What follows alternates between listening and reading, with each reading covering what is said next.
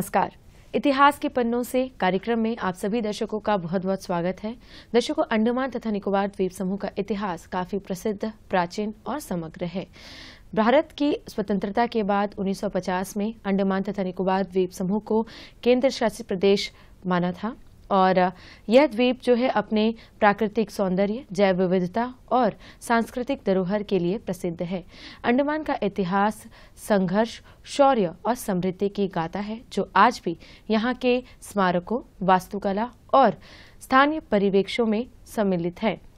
तो दर्शकों, आज के इस कार्यक्रम में हमारे आज का चर्चा का विषय है अंडमान की पहली राजधानी पोर्ट कॉर्नवालिस, और इस विषय में अधिक जानकारी देने के लिए हमारे स्टूडियो में आज उपस्थित है डॉक्टर प्रणब कुमार सरकार। पोर्ट ब्लेयर स्थित एक प्रसिद्ध इतिहासकार, मानव विज्ञानी और लेखक है।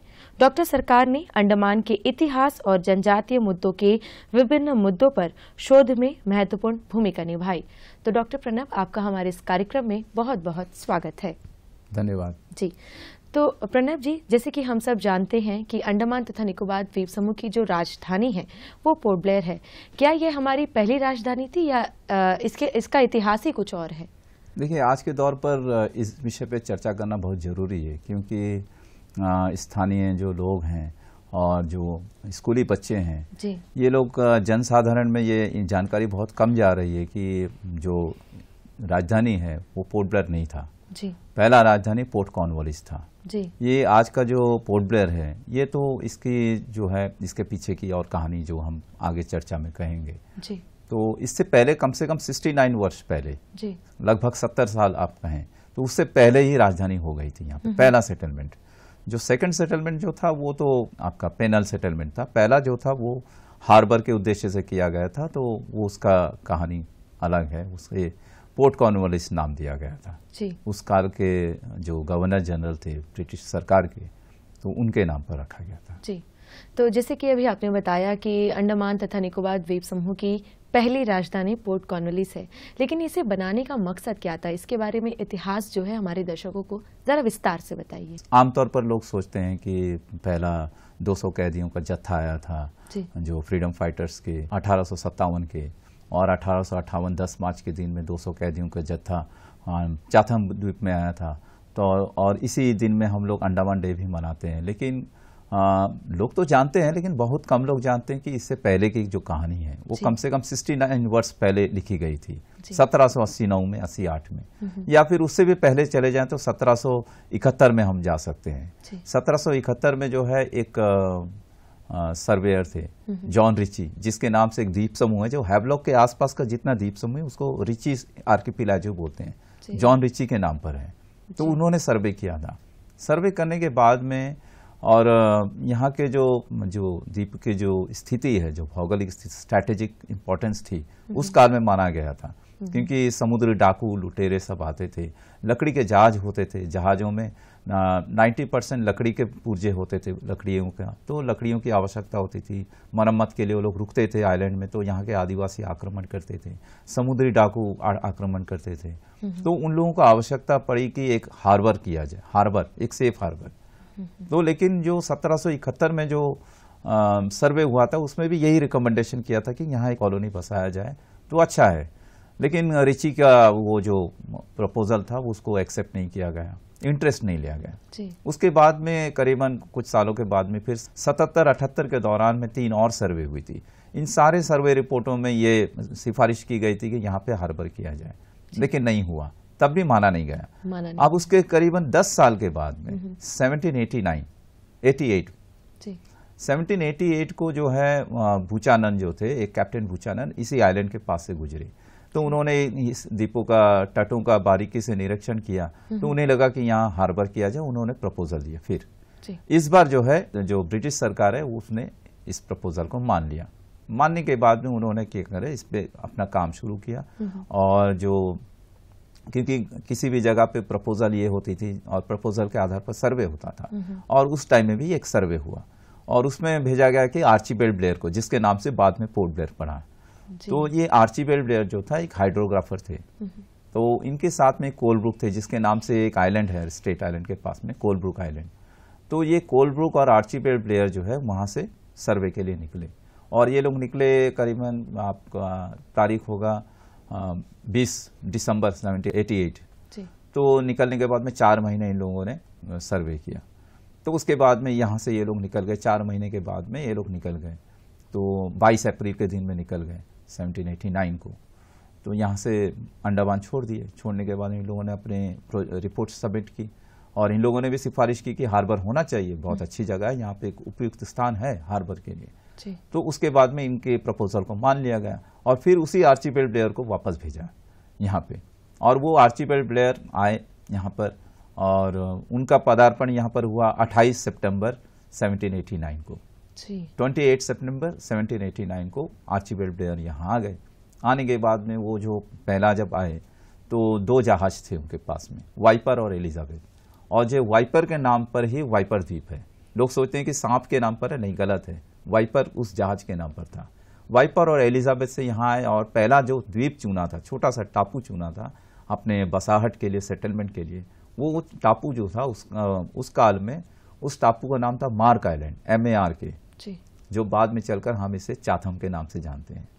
तो मार्क आइलैंड था। तो मार्क आइलैंड में ये लोग आ गए। आने के बाद में लोग अपना बसाहट शुरू किए और जब वो लोग आए थे तो उनके साथ में 20 सिपाही थे, 50 लेबरर्स थे, एक कारपेंटर था और 2 यूरोपियन आर्टिफिशियर्स थे। ये छोटा सा जत्था था। आने के बाद जो मार्क आइलैंड यानी कि आज का जो चाथम आइलैंड है, यहाँ पे इन लोगों ने अपना सेटलमेंट किया। सेटलमेंट करने के बाद में जो एक और जहाज थी बाद में आई, जो रेंजर जो जहाज था, उसको उन्होंने निकोबार भेजा। निकोबार भेजकर वहाँ से जो आज भी निकोबारियों के बीच में एक जंगली आलू है, एक आलू की प्रजाति है, वो काफ़ी लोकप्रिय है उनमें। तो वो आलू वहाँ से यहाँ ले आए, जो जहाज में बड़ी संख्या में लाए, आलू लाए और नारियल लेकर आए। तो लाने के बाद में ये लोग यहाँ पे इस तरह का बसाहट धीरे धीरे पनपने लगा था। जी प्रणब जी, जो पोर्ट कॉर्नवालिस सेटलमेंट है वो आज के चाथम द्वीप पर बसा हुआ था, लेकिन इसके आगे की कहानी क्या है, जरा विस्तार से बताइए। जी, जब ये लोग बस गए तो इस पूरे हार्बर एरिया को पोर्ट कॉर्नवालिस कहा। पोर्ट यानी कि हार्बर एरिया को बोलते हैं। तो ये तो ब्लेयर का काल था। तो इस ब्लेयर अपने काल में तो उनका पोर्ट ब्लेयर नहीं पड़ा था, पोर्ट कॉर्नवालिस पड़ा था। इसके बाद क्या हुआ कि सब कुछ ठीक ठाक चल रहा था। इन लोगों ने एक एवेन्यू भी की, एक डिमार्केशन लाइन भी खींची। पॉनिस बे, आज का जो पॉनिस बे है, वहाँ से नेवी बे के बीच में एक डिमार्केशन लाइन एवेन्यू की तरह खींचा था कि उसके उस तरफ में आदिवासी का इलाका है या हमारा इलाका है, ऐसे करके चलता रहा। उसके बाद में फिर जो है कोमोडोर कॉर्नवालिस आए 1791 के आसपास में, कोमोडोर कॉर्नवालिस। फिर कोलब्रुक भी आ गए थे। तो कोलब्रुक भी आ गए। तो कोलब्रुक पहले उनके सर्वे के टाइम में था, वो कोलब्रुक भी यहाँ आ गए। तो इसके बाद में ये लोग जो है कुछ समय के बाद में आर्चिबेल्ड ब्लेयर जो था, सर्वेयर जो था, अपने एक सबऑर्डिनेट ऑफिसर है कैप्टन बेल्स को यहाँ की जिम्मेदारी देकर वो अंडमान की तरफ निकल गया। तो वहाँ का उन्होंने सर्वे किया। आज का जो डिगलीपुर इलाका है, वहाँ पे सर्वे करने के बाद में वो काफी उनको अच्छा लगा। अच्छा लगने के बाद में फिर उन लोगों ने क्या करा, प्रपोजल दिया कि ये जगह जो है हम लोग बसाया जाए यहाँ पे। तो उन्होंने फिर प्रपोजल किया कि ये सेटलमेंट को शिफ्ट किया जा करके प्रपोजल दिया था। तो उसके बाद में इनका प्रपोजल अक्टूबर के महीना था, 16 अक्टूबर 1792, यानी कि 3 साल का सेटलमेंट रहा। आज के जो चाथम है, साउथ अंडमान का जो चाथम, वहां पे 3 साल का सेटलमेंट के बाद में फिर एक फाइनल ऑर्डर आ गया कि जो सेटलमेंट को शिफ्ट किया जाए। क्योंकि ये लोग जो थे, आप कभी जाएंगे आप डिगलीपुर के पास में, तो Smith island and Ross island है, जो जुड़वा द्वीप है, उसके आपके दक्षिण पश्चिम की दिशा में आपको पूरा बेस मिलेंगे, छोटे छोटे टापू मिलेंगे सब। वो काफी अच्छा लगा उनको, हवादार लगा। उनको लगा कि ये जो जगह है काफी खूबसूरत जगह है, उस जगह से ये जगह ज्यादा अच्छा है। तो वो प्रपोजल के आधार पर 16 अक्टूबर 1792 यानी कि 3 साल के बाद में शिफ्ट करने का ऑर्डर आया था। तो फिर ये यहाँ से वो लोग वहां पे शिफ्ट किए और वहां के सेटलमेंट का नाम भी पोर्ट कॉर्नवालिस ही रखा गया। ऊपर से आदेश आया था कि पोर्ट कॉर्नवालिस को जब शिफ्ट कर रहे हो तो वो भी पोर्ट कॉर्नवालिस होगा। और वहां जिस टापू में वो लोग अपना डेरा जमाया हुआ था, वो आइलैंड का नाम भी चाथम ही रखा है। बहुत कम लोग जानते हैं वहां पे एक चाथम आइलैंड भी है। तो वैसे करके तो वहां रहने लगे।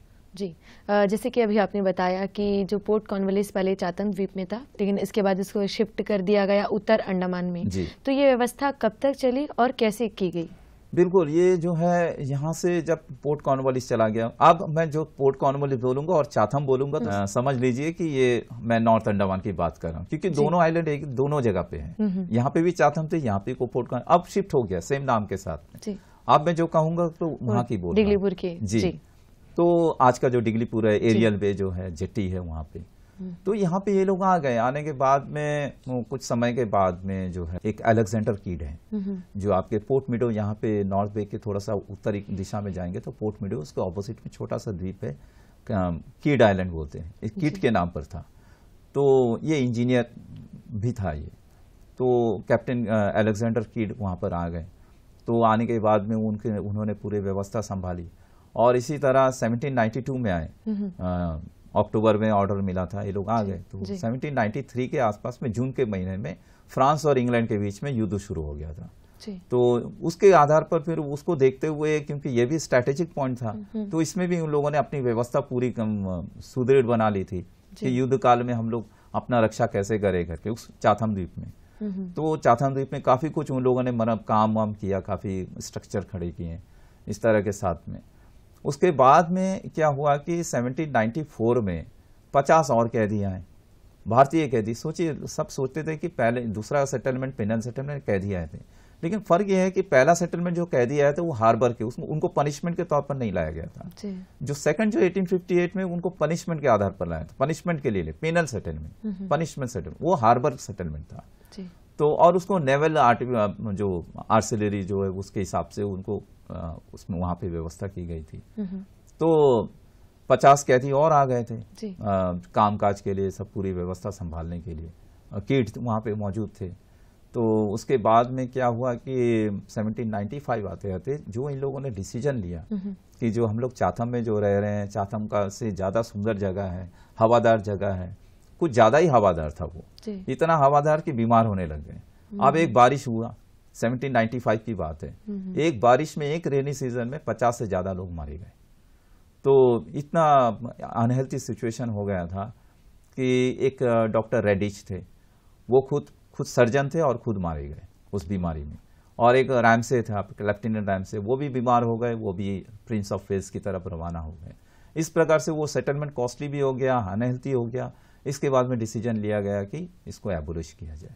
तो 1796 तक ही चला, 1796 में एबोलिश हो गया, यानी कि 7 साल का ये सेटलमेंट था। बहुत कम लोग जानते हैं ये सेटलमेंट 7 साल का था, और उसी डिगलीपुर के उसी इलाके से ये एबोलिश हो गया। जी जी। जैसे कि अभी आपने बताया कि फ्रांस और ब्रिटिश का जो युद्ध चल रहा था, तो यहाँ पर भी तैयारियां चल रही थी कि अगर कुछ हो तो हम भी आक्रमण कर सके। तो उस समय जो है पोर्ट कॉर्नवालिस ने अपनी क्या भूमिका निभाई? पोर्ट कॉर्नवालिस देखिए वो एक कॉलोनी था, ब्रिटिश, लेकिन अगर देखा जाए सैन्य दृष्टि से, हाँ सैन्य, क्योंकि युद्ध काल ऐसा होता है कि किसी के भी जो कब्जा वाला जगह को वो लोग अपना कब्जे में लाना चाहते हैं। और इसकी जो ये हार्बर, सेफ हार्बर के और इसकी स्ट्रैटेजिक वैल्यू को देखते हुए अंग्रेजों ने फैसला किया था कि यहाँ पर हार्बर किया जाए। तो इसीलिए इसको अपना डिफेंसिव मोड में इन लोगों ने अपनी किलेबंदी कर ली थी। तो इस कारण से, ताकि आ गए दुश्मन का अगर जहाज आ गया तो हम दूर से देख सके। तो जितने झाड़ियां थी, बड़े बड़े पेड़ थे, सबको कटिंग किया उसने, ट्रिमिंग कर दिया ताकि हम देख सके, बाइनाकुलर से देख सके। तो ऐसे करके पूरी दीवारें उठा ली गई, तो ऐसे करके व्यवस्था की गई थी। जी। राजधानी पोर्ट कॉर्नवालिस के बारे में कुछ और अन्य रोचक बात है जो आप हमारे दर्शकों से साझा करना चाहेंगे? जी हाँ, वो ये है कि बड़ी दिलचस्प बात ये है कि लोग अभी देखिए, आप हम जो टूरिज्म डेवलपमेंट हो रहा है और इंटरनेट में देख रहे हैं, आप अपने आसपास भी देख रहे हैं कि ना, जो पोर्ट ब्लेयर का जो हरा भरा जो दृश्य है, नारियल पेड़ के बगैर अधूरा है जी। सब जगह इत्र कहीं पे भी आपको नारियल पेड़ देखने को मिल जाएंगे, असंख्य, हजारों लाखों की संख्या में, पूरा द्वीप ही नारियल पेड़ है। लेकिन पहला बार जब ये लोग आए थे तो एक भी नारियल पेड़ नहीं था। उसने लिखा था कि जो ब्लेयर ने अपने नोटिंग में लिखा है, accounts of the port Cornwallis, जो उन्होंने अपने हाथों से लिखा था, तो जो 1799 में पब्लिश हुआ था, उसमें क्लियरली लिखा है कि नारियल का एक भी पेड़ नहीं था, और नारियल निकोबार से लाया था। जब वहां से ये लोग डिगलीपुर आए तो कुछ चारा लेकर आकर डिगलीपुर के उसी चाथम द्वीप में गाड़ा गया था। तो नारियल के पेड़ तब नहीं थे। आज नारियल के पेड़ के बगैर हम सोचते थे कि नारियल पेड़ शुरू से ही यहाँ था, बिल्कुल नहीं था, हिरन तक नहीं थे यहाँ पे। जी। तो और इसके अलावा कोई और अन्य रोचक बात है? जी, दरअसल रोचक बात मैं कहना चाहूँगा अपने दर्शकों के लिए कि अभी कुछ महीना पहले मैं गया था वहाँ पे, क्योंकि सब यहाँ के चाथम के बारे में जानते हैं, तो मैं एक सर्वे किया मैंने खुद अपना एक रिसर्च पर्पस में गया था। तो वहाँ के स्थानीय लोगों से पूछा, क्या आप लोग जानते हो चाथम आइलैंड के बारे में? कोई नहीं जानता है, बहुत ही कम लोग चाथम द्वीप के बारे में जानते हैं। फॉरेस्ट के कुछ लोग जानते हैं और उसका दूसरा नाम है, दूसरे नाम से अभी लोग जानते हैं चाथम को। तो मैं वहाँ गया तो मुझे वहाँ के कुछ जो अवशेष हैं, ईंटों के अवशेष, सब कुछ मिला है मुझे। मैंने कुछ 1-2 टुकड़े ईंटों के जो है अपनी हिफाजत से ले आया, ताकि फ्यूचर में कभी अंडमान में कभी कोई म्यूजियम बनाए, सरकार की ओर से बने या कोई और बनाए, कोई प्रयास हो तो मैं उसको दान कर सकूं। तो ऐसे करके तो मैंने अपनी आंखों से देखा है वहाँ का अवशेष जो है। जी। प्रणब जी, अंडमान तथा निकोबार द्वीप समूह की जो पहचान है वो हमारे आदिवासी भाई बहन हैं। तो हजारों वर्षों से हमारे आदिवासी भाई बहन यहाँ पर रह रहे हैं। तो जब पहला सेटलमेंट हुआ तब उनका जो है व्यवस्था कैसे की गई और उस समय की स्थिति क्या थी? देखिए, मैंने कहा था कि एक एवेन्यू किया गया था, जो एवेन्यू बोलते हैं, क्योंकि उनको एवेन्यू नाम दिया था उसने। तो डिमार्केशन लाइन थी, क्योंकि सबसे पहले तो छोटा आइलैंड इसलिए किया जाता है कि ताकि चारों तरफ से पानी से घिरा होता है और आदिवासी जब आते हैं तो अपने होड़ी बोलते कैनो में आएंगे तो इनको दिखता है। तो एक अगर जंगल के बीच में मुख्य भूभाग में अगर रहे तो सब तरफ से, क्योंकि वो लोग आपको देख पाएंगे, आप उनको देख नहीं पाओगे, तो आक्रमणकारी जो है वो ज्यादा सशक्त होता है और ये लोग आक्रमण करते थे। तो क्या हुआ कि कई बार इन लोगों का आमना सामना होता था। तो जब आमना सामना होता था तो कई बार ये लोग तीरों की बौछारें छोड़ते थे और इनका गन फायर होता था। कई बार मैत्रीपूर्ण संबंध के लिए लोग खुद आ जाते थे। तो तब ये लोग क्या करते थे, इनके पास में चाकुओं की काफी संख्या रखते थे ये लोग गिफ्ट में देने के लिए, मतलब उनको उपहार में देने। तो चाकू जो है, नाइफ जो है, उनको देते थे ऊपर से, छोटे उनका जो कैनों में दे देते थे, फेंक देते थे, और शराब की बोतलें भी देते थे इनको। तो ऐसे करके उपहार देते थे और ये लोग खुश होकर चले जाते थे। उसके बाद में इनको लगता था कि ये जो है हमारे साथ में काफी मित्रतापूर्ण संबंध हो जाएगा, तो अब हो गया। फिर ये लोग फिर कभी प्रयास करते थे उस किसी दूसरे जगह पे उतरने की, तो ये लोग फिर आक्रमण करते थे। ऐसी अनगिनत कहानियों से भरी पड़ी है हमारा जो इतिहास है उस समय का, कॉलोनियल हिस्टोरी जो है अंडमान का। तो ऐसे काफी झड़प हुए, तो और कई बार उनको बंधक बनाकर रखे भी अपने जहाज में।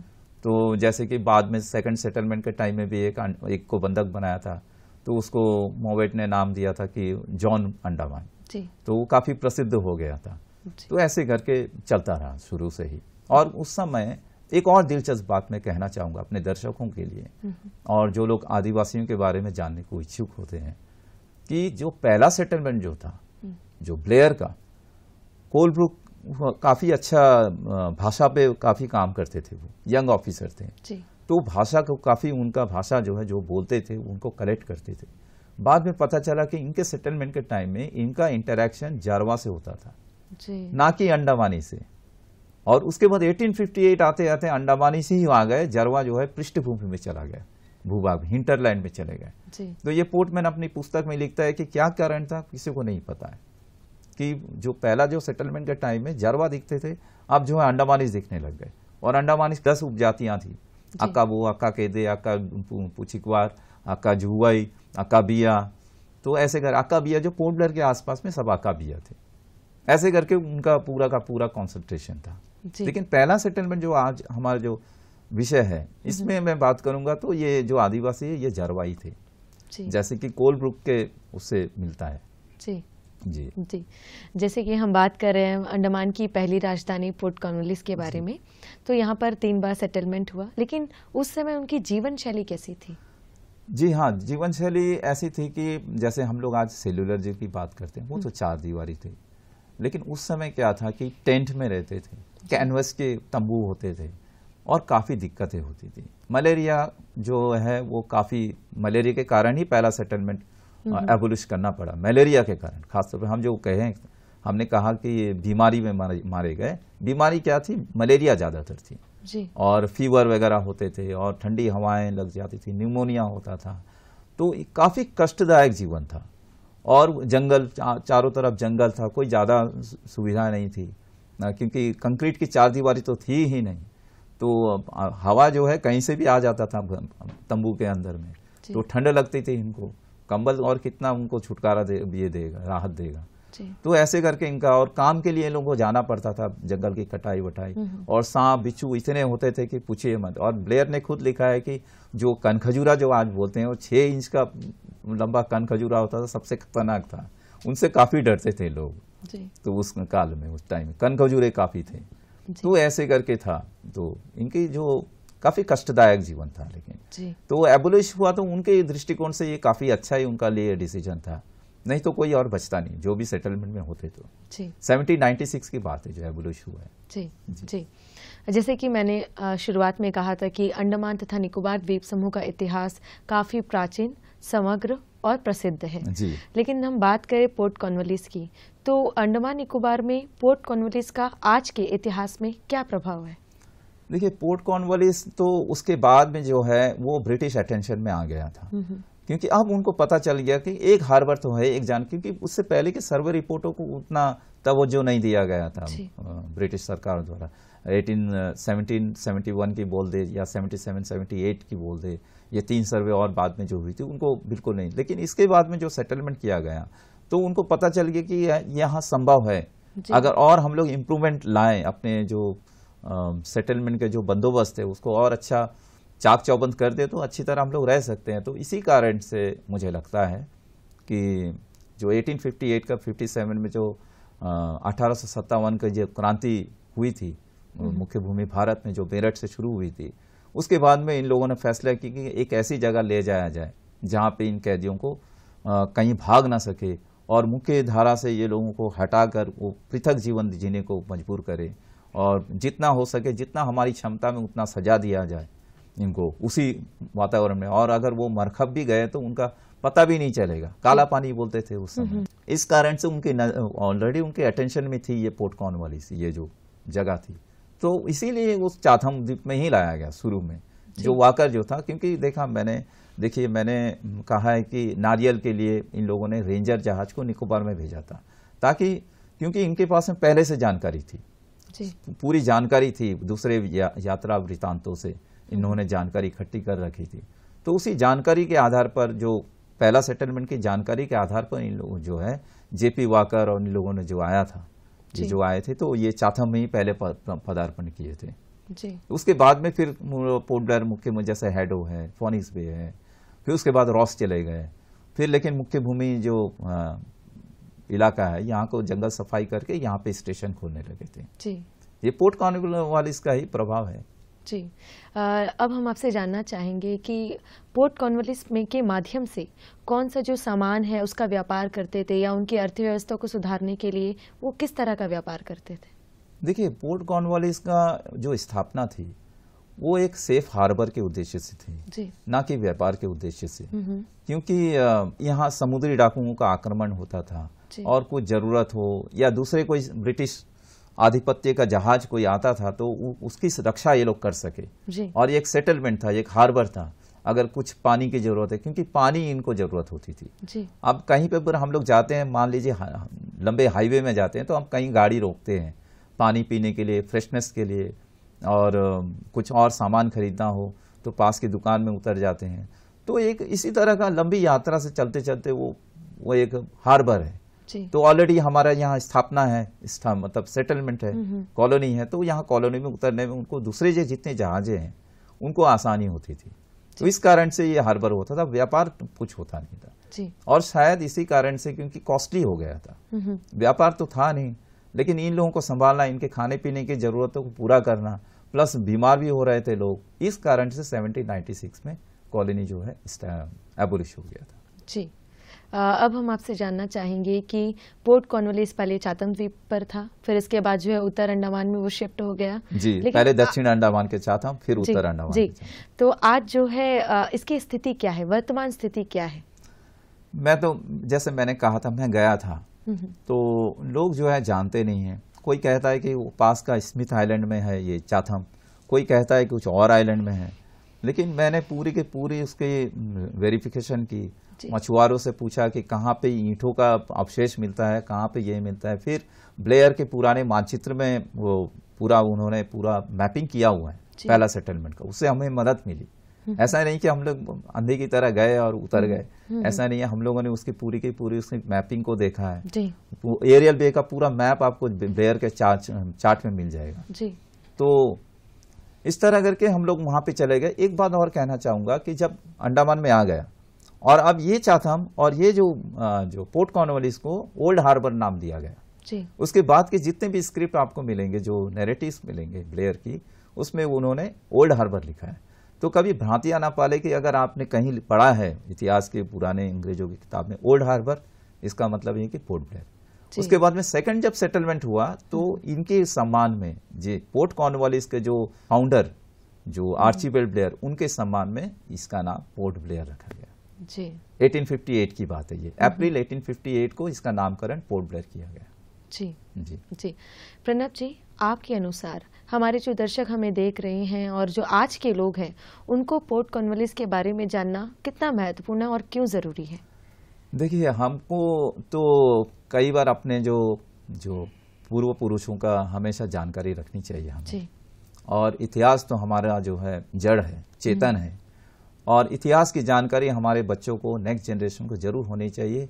और अंडमान का इतिहास इससे भी बहुत पुराना है, लेकिन जहां तक कॉलोनी की बात है, वो भी एक कॉलोनी, क्योंकि भारतीय कैदी भी यहाँ आए थे, भारतीय लोग आए थे यहाँ पे। ऐसे नहीं कि सिर्फ अंग्रेजों का सेटलमेंट था, भारतीय थे यहाँ पे, और ये पहला कॉलोनी है अंडमान का। उसके बाद तो दूसरा कॉलोनी यहाँ से फिर शुरू हो गया। इसके जो आज भी उनके जो 1858 के जो लोग आए थे, उनके वंशज आज भी यहाँ है, जिसको लोकल बोर्न कहते हैं।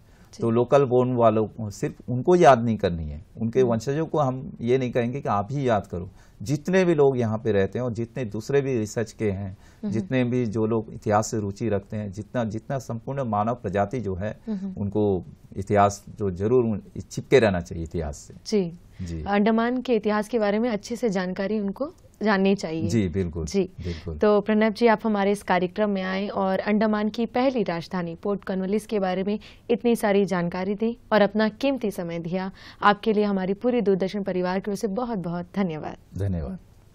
तो दर्शकों, हम उम्मीद करते हैं कि आज के इस कार्यक्रम से आप जरूर लाभान्वित हुए होंगे और दीजिए हमें इजाजत। नमस्कार।